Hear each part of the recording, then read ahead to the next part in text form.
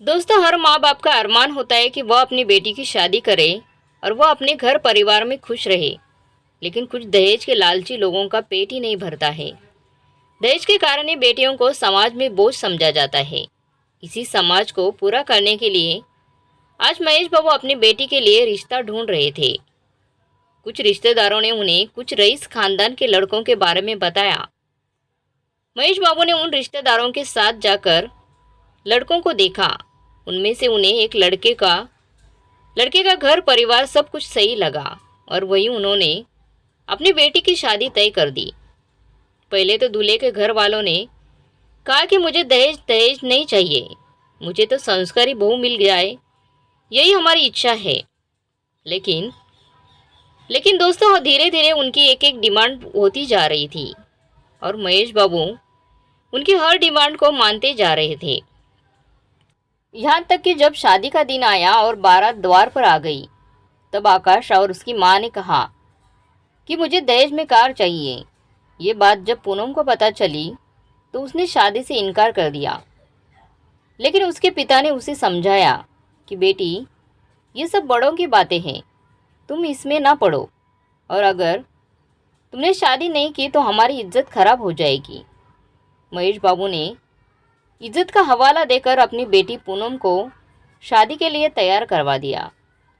शादी के बाद भी उनकी कुछ ना कुछ डिमांड रहती ही थी।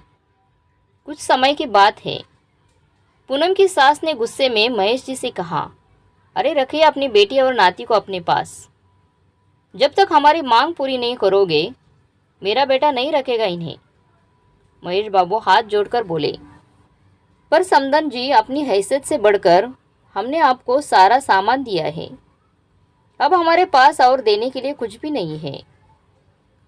एक और बेटी की शादी करनी को बाकी है हमारी। अच्छा तो सभी से अभी से इसके लिए भी बचाया जा रहा है, छोटी बेटी के लिए। पर यह बात भी अच्छे से समझ लीजिए, अगर बड़ी बेटी का डिवोर्स हो गया तो छोटी से भी कोई शादी नहीं करेगा। पहले एक बेटी का तो घर बसा लीजिए, अच्छे से बिठा दीजिए घर उसका, फिर दूसरी की खुद ब खुद बच जाएगी जिंदगी। कामिनी जी आंखें लाल करती हुए बोली, वरना बिठा देना किसी कोठे पर, बस बहुत हो गया। आप जैसे लालची इंसानों के बीच अब नहीं रहना, और अपने बच्चे पर ऐसे पिता का साया तो बिल्कुल भी न पड़ने नहीं देना है, जो रिश्तों को पैसों के तराजू में तोलता हो। चलिए पापा यहाँ से, हमें यहाँ आना ही नहीं चाहिए था। पूनम ने गुस्सा कर कहा, हाँ जाओ जाओ, इतना घमंड भी ठीक नहीं है, खासकर जब साथ में एक बच्चा हो और वह हमारे बीच घटी घटना बता रहा हो। कौन अपनाएगा ऐसे इस्तेमाल की हुई चीज़ को। आकाश ने पूनम के कानों में फुसफुसा कर यह कहा तो पूनम चिल्लाते हुए बोली, धीरे क्यों बोल रहे हो, जोर से कहिए। हमारे बीच हुई किस घटना की निशानी है मेरा बेटा। और हाँ, मैं कोई चीज़ नहीं हूँ जिसे इस्तेमाल किया जाए। ये कहकर एक तमाचा पूनम ने आकाश के गाल पर जड़ दिया तो कामिनी जी तिल मिलाते हुए बोली, तेरी इतनी हिम्मत कि तूने मेरे बेटे पर हाथ उठाया। रुक, तुझे तो मैं अभी बताती हूँ। पूनम दूर से ही उंगली का इशारा करते हुए बोली, ये गलती मत कर देना मम्मी जी, वरना ऐसे अंदर करवाऊंगी, बाहर का नज़ारा देखने के लिए आप तरस जाओगी। और ये मत सोचना कि अभी हम यहाँ से जा रहे हैं तो बात यही खत्म हो गई है। फिल्म आप लोगों ने शुरू की है, इसका अंत मैं करूँगी। पूनम की बातों से दोनों माँ बेटे एकदम से डर गए तो पास खड़े ससुर श्यामलाल जी अपनी बहू के ये रूप देखकर मंद मंद मुस्कुराते हुए बोले, अब आया ऊँट पहाड़ के नीचे। कामिनी जी बोली, तुझे क्या लगता है कि हम डर गए? निकल मेरे घर से चुड़ैल, देखना तेरा मैं क्या हाल करती हूँ। तुझे ये चांटा बहुत महंगा पड़ेगा। वो तो वक्त ही बताएगा मम्मी जी कि कौन किस पर भारी पड़ेगा। पूनम के पापा ने भी आज बेटी का काली का रूप देखकर चौंक गए। चलिए पापा, आज का यह नज़ारा देखकर महेश बाबू को कुछ समय पहले का वह नज़ारा याद आ जाता है। दोनों में कितना फ़र्क है। जब उनकी बेटी की डोली उठने वाली थी, चारों तरफ चहल पहल और मेहमानों को शोर, घर को दुल्हन की तरह सजाया जा रहा था। पूनम भी काफ़ी खुश थी क्योंकि आकाश उसे पहली नज़र में ही पसंद आया था। इन सबके बीच में पूनम को बस आकाश के परिवार का इतना दहेज मांगना पसंद नहीं आ रहा था और वह अपने पापा को परेशान देख उनसे कहती भी थी कि पापा मैं आकाश जी से बात करूं, वो अपने परिवार को समझा लेंगे।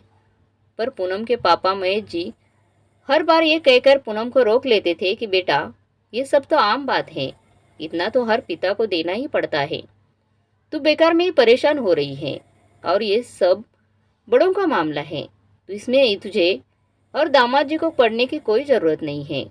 पूनम फिर सामान्य हो जाती थी। ऐसे ही नहीं कि आकाश के परिवार का लालची स्वभाव एक बार ही दिखा रहा हूँ, आए दिन तो वह कोई ना कोई चीज़ की मांग ही कर रहे थे और महेश बाबू कहीं ये रिश्ता टूट ना जाए बस इनकी मांगों को पूरे करते जा रहे थे। शादी वाले दिन भी आकाश के घर वालों ने दहेज को लेकर काफ़ी तमाशा किया। कामिनी जी ने तो यहाँ तक कह दिया कि जब तक कार आकर दरवाजे पर नहीं आएगी मेरा बेटा आपकी बेटी को सिंदूर नहीं लगवाएगा। ये बात सुनकर पूनम तो चौंक ही जाती है, पर वह इससे भी ज़्यादा उस बात से चौंकी थी कि ये सारी बातें आकाश के सामने हो रही थी और वो बिल्कुल खामोश बैठा था। पूनम ने आकाश के पास आकर कहा, आपकी माँ ये सब क्या कह रही है और आप चुप हैं। आकाश बोला, तो मैं क्या या अपनी माँ के खिलाफ बोलूँ? उन्होंने मुझे पढ़ाने लिखाने में कितना खर्च किया है, तो उनका इतना तो अरमान होगा ना कि उनकी बेटी की शादी में उसे इतना तो मिले जो उनके स्टैंडर्ड को मैच कर सके। पूनम बोली, आपकी ऐसी सोच है तो मैं हैरान हूँ। आप लोगों के हिसाब से सिर्फ आपके माता पिता ही नहीं आपको पढ़ाया है, आप पर खर्च किया है ताकि उसका रिटर्न अभी ले सके। हमें तो जैसे हमारे पापा ने बस सरकारी स्कूल में ही पढ़ाया है। आकाश बोले, देखो तुम लड़की हो और लड़की वालों को दहेज देना ही पड़ता है। इससे कोई फर्क नहीं पड़ता कि तुम पर तुम्हारे माता पिता ने कितना खर्च किया है।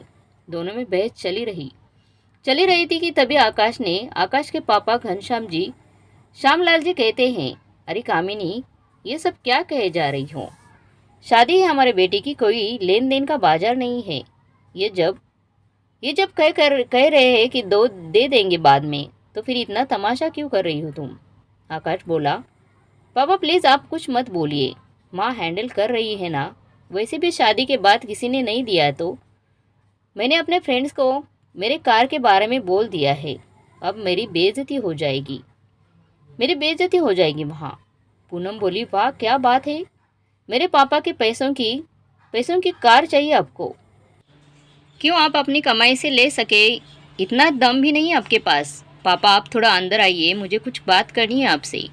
पूनम और महेश बाबू अंदर जाते हैं। पूनम बोली, पापा मुझे ये शादी नहीं करनी, आप खुद ही उन्हें मना करेंगे या मैं मना करूं? महेश बाबू बोली, ये क्या कर रही हो तुम? बेटी शादी ब्याह कोई मजाक है क्या? सारे मेहमान खड़े हैं बाहर, मेरी कितनी बेइज्जती होगी। ये सब भी तो सोचो तुम। पूनम बोली, सारी दुनिया की आपको पड़ी है पर अपनी बेटी की नहीं पड़ी है। ये लोग कितने लालची है ये दिख नहीं रहा आपको? इनकी मांगे आगे नहीं बढ़ेगी इसकी क्या गारंटी है? मैं कह रही हूँ पापा, अभी भी कुछ नहीं बिगड़ा है, आप इन्हें मना कर दीजिए। महेश बाबू बोले, पर बेटा एक बार जो तेरी बारात लौट गई फिर और कोई तेरा हाथ नहीं थामेगा, और इस शादी में मैंने इतना खर्चा भी कर दिया है। बेटी मेरी बात मान लो, बचा ले अपने पापा की इज्जत, वरना मेरे पास मरने के अलावा कोई रास्ता नहीं बचेगा। पूनम पापा ऐसा मत कहिए, ठीक है मैं करूँगी ये शादी। फिर दोनों बाहर चले जाते हैं। बाहर जाते ही श्यामलाल जी कहते हैं, माफ़ कर दीजिए समधी जी, जो शादी में रुकावट आई पर अब ये शादी नहीं रुकेगी, अब बाद में कार दे देना। फिर दोनों की शादी हो गई। शादी के बाद शुरू होती है पूनम की असल ज़िंदगी। शुरू में तो सब कुछ ठीक रहता है। आकाश भी पूनम को मान लेता है। पूनम भी धीरे धीरे सामान्य हो जाती है और अपने घर गृहस्थी में बिजी हो जाती है। एक दिन पूनम अपने कमरे में अपने कपड़े तय कर अलमारी में रख रही थी कि तभी आकाश पीछे से आकर उसे पकड़ लेता है। पूनम बोली, ये क्या, छोड़िए कोई आ जाएगा। आकाश, आ गया तो आ जाए, अपनी पत्नी को ही तो पकड़ा है, किसी गैर को नहीं। पूनम बोली, अच्छा बेटे मैं आपके लिए चाय ले आती हूँ। आकाश बोला, सुनो न ज़रा बैठो इधर, तुमसे कुछ ज़रूरी बात करनी है। पूनम बोली, ज़रूरी बात, मेरे ऑफिस में दोस्तों से मैंने शर्त लगाई है कि मैं डरपोक नहीं। पूनम बोली, डरपोक? आकाश बोला, वह मेरा बॉस बड़ा निर्दयी है। वो सब पर यूं ही बेवजह चिल्लाता रहता है। तो आज उसने मुझ पर भी चिल्लाया और मुझे गुस्सा आ गया। पूनम। आकाश बोला, पर फिर भी मैं उसे कुछ नहीं कर पाया। तो इस पर मेरे दोस्त कहने लगे कि नौकरी करनी है तो अपनी बेइज्जती भी सहनी होगी। मैंने भी उनसे कह दिया, मैं नहीं सहूँगा। देखना, मैं खुद का बिजनेस खोलूँगा और एक दिन मैं भी खुद का बॉस बन जाऊँगा। तो इस पर मेरे दोस्त हंसने लगे और कहने लगे, इसके लिए जिगर होना चाहिए जो तुझे जैसे डरपोक के पास नहीं है। पूनम बोली, पर ये सब आप मुझे क्यों बता रहे हैं? वो इसलिए कि तुम अपने पापा से कहकर कुछ पैसों का इंतज़ाम कर दो ताकि मैं अपना खुद का बिजनेस खोलकर अपने दोस्तों को एक करारा जवाब दे सकूं। पूनम, ये आप क्या कह रहे हो? पापा ने तो अभी मेरी शादी करवाई, आपके लिए कार खरीदा और अब पैसे। आकाश बोला, तो ये सब तुम्हारे पापा ने कुछ अनोखा नहीं किया है। ये छोटे मोटे खर्चे तो एक पिता अपनी बेटी की शादी पर करता ही है। असली खर्चे की बारी तो अब है। पूनम ने कहा, अगर ये छोटे मोटे खर्चे हैं तो फिर तो मेरे पापा इतना ही कर सकते हैं। और आप में हिम्मत तो खुद के दम पर खड़ा कर लीजिए अपना बिजनेस। अब मेरे पापा कोई पैसे नहीं देंगे। आकाश ने कहा, कैसे नहीं देंगे, मैं भी देखता हूँ। और भी बहुत कुछ देंगे। आकाश पूनम से कह के चला जाता है। तभी पूनम चकरा कर गिर जाती है और बेहोश हो जाती है। जब उसे होश आता है तब उसे पता चलता है कि वह माँ बनने वाली है। जिस खबर को सुनकर एक औरत खुश हो जाती है, आज वही खबर पूनम के होठों पर एक मुस्कान तक ना ला सकी। कामिनी जी बोली, बधाई हो आकाश, अब तो तेरा खुद का बिजनेस पक्का हो गया। नाना बनने की खुशी में तो पूनम के पापा तुझे हाथों हाथ पैसे दे देंगे। श्यामलाल जी ये बोले, ये सब क्या बोले जा रही हो तुम? घर में इतनी बड़ी खुशखबरी आई है, उसे मनाने की जगह यह भी व्यापार शुरू कर दिया तुम दोनों ने। कामिनी जी बोली, आप चुप रहिए, हर वक्त अपनी जबान चलाना जरूरी नहीं है। अरे यही तो मौका है उनसे पैसे मांगने का, जो अनाकानी के तो बेटी अपनी बेटी को ले जाए यहाँ से, ऐसा कहेंगे हम लोग उनको। अब जब पूनम माँ बनने वाली है, वह डर जाएंगे कहीं बेटी का घर ना टूट जाए। इसी डर से हम जितना चाहेंगे उतना पैसा हम उन लोगों से ले सकते हैं। श्यामलाल जी बोले, इतना लालच भी सही नहीं है कामिनी, किसी को भी इतना भी मत दबाओ कि उसकी सांस ही निकल जाए। जबकि शादी में तुम लोगों ने जो जो मांगा था उन्होंने सब दिया है, फिर अब ये सब करके क्लेश क्यों करना है आपको? आकाश बोला, पापा इसे कहते हैं फ़ायदे का बिजनेस, जो आप नहीं समझ सकते हैं। श्यामलाल जी बोले, बेटा शादी कोई बिजनेस नहीं है, शादी एक पवित्र बंधन होता है।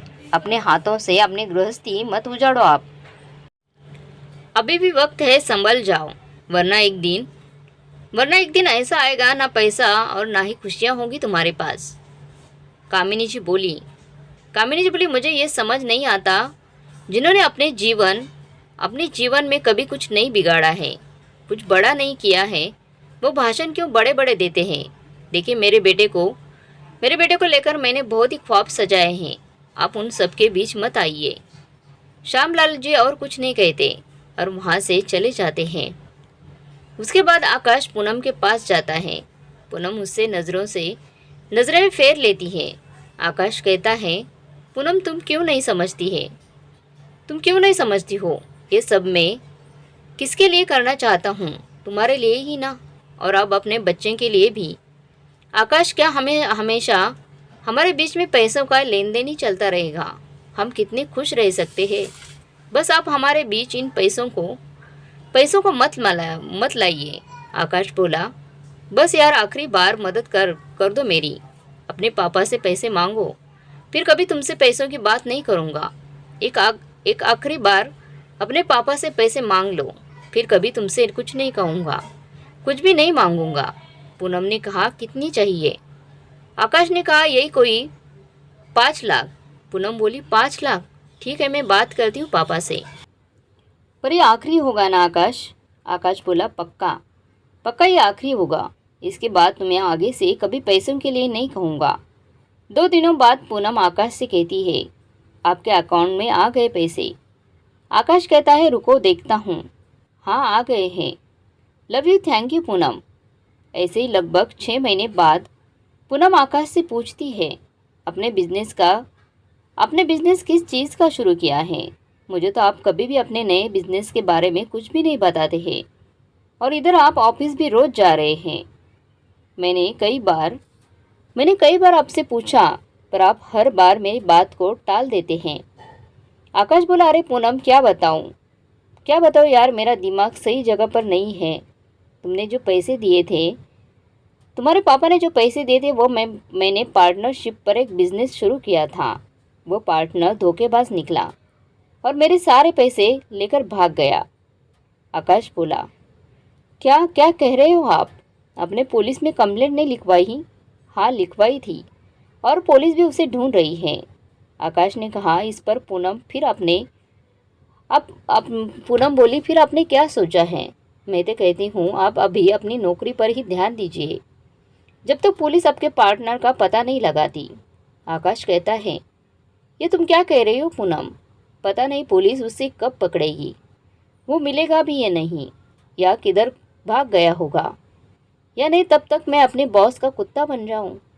पर इसके अलावा और कोई रास्ता भी तो नहीं है, पूनम बोली। रास्ता तो है, पर तुम्हें दिख नहीं रहा है, या तुम देखना ही नहीं चाहती हो, पूनम बोली। मैं समझी नहीं, आप क्या कहना चाह रहे हैं? आकाश बोला, देखो, तुम अपने पापा से कुछ और पैसे मांग लो, और थोड़े से पैसे मांग लो, फिर जब मेरा बिजनेस चल पड़ेगा मैं उनको उनके सारे पैसे लौटा दूंगा। इस बार पूनम गुस्से में लाल होकर कहती है, आपको शर्म नहीं आती है? पिछली बार ही आखिरी कहा था आपने, आप आज फिर से वही शुरू हो गए। मेरे पापा को क्या समझा है आपने? कोई करोड़पति है क्या वो? मेरे और एक बहन भी है जिसकी शादी होनी बाकी है। सब कुछ क्या मुझ पर ही लुटा देंगे वो? आकाश बोला, इतना क्या चिल्ला रही हो तुम? तुम्हारे पापा कुछ महान काम नहीं कर रहे हैं, और ये सारा पैसा अपनी बेटी के उज्जवल भविष्य के लिए तो है। उज्जवल भविष्य के लिए तो दे रहे हैं ना, और मैं कोई उनका पैसा हजम नहीं करने वाला। कहते रहा हूँ कि उनका पैसा मैं सब कुछ लौटा दूंगा। कामिनी जी तुरंत वहाँ आई और पूनम को वो एक थप्पड़ मारते हुए बोली, बहुत जुबान चल रही है तेरी। जब मेरा बेटा कह रहा है कि वो लौटा देगा, तो तू जा बेटा, कल इसको उसके मायके में ही छोड़ कर आ। इसकी डिलीवरी वही होगी, वही करेंगे इसकी सेवा पानी। सही कहा मम्मी जी, सही कहा मम्मी आपने। मैं काम करता हूँ, मैं तुम्हें वहाँ कल ही छोड़ आता हूँ।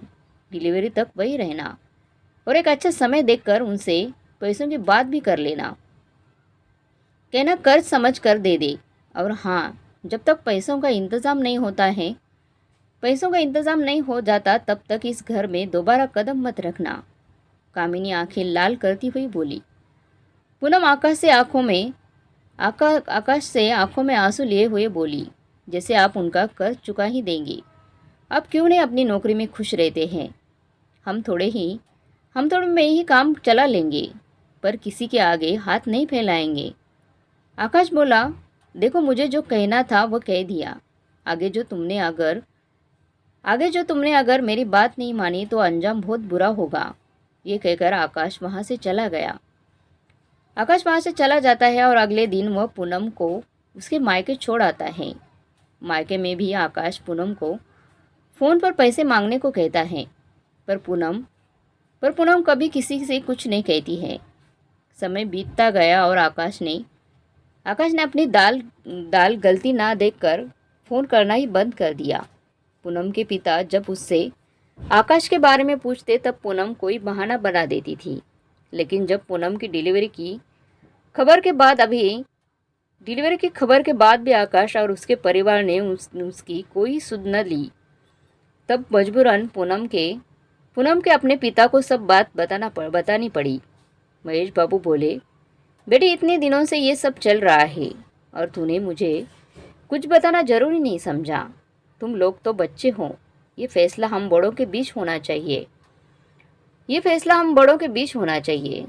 चल मैं तुझे वहाँ छोड़ कर आता हूँ और समदन जी से इस बारे में बात कर लूँगा। पूनम बोली, पापा मुझे नहीं लगता कोई फ़ायदा होगा, क्योंकि ये लोग सिर्फ पैसों की भाषा ही समझते हैं। देखा नहीं इन्होंने तो अपने औलाद को भी परवाह नहीं की उन लोगों ने। महेश बाबू बोले, बेटी हर बात बैठकर सुलझ जाती है। तू चल सही में बात करूँगा मैं उनसे, दामाद जी से बात करूँगा। दोनों वहाँ नन्हे मेहमान के साथ पहुँचते हैं, जहाँ नन्हे मेहमान के आने की खुशी किसी को नहीं थी। बस पैसों की बात कर रहे थे सभी। महेश बाबू बोले, दामाद जी आप तो जानते ही हैं, मेरे पास जितना था वो पहले ही मैं आपको दे चुका हूँ। अब आप ये सब छोड़ दो, सब छोड़ अपने बीवी बच्चों के साथ अपना घर संभालिए। आकाश बोला, क्या दे चुके हैं आप? शादी में तो इतना सभी करते हैं, सभी लोग करते हैं, या तो हमने कम ही लिया है, और जो 5 लाख बाद में दिए गए हैं वो तो मेरे काम के ही नहीं आए, काम पैसे आते हैं, अच्छे मन से देते तब ना। महेश बाबू बोले, 5 लाख पर वो मैंने कब दिए?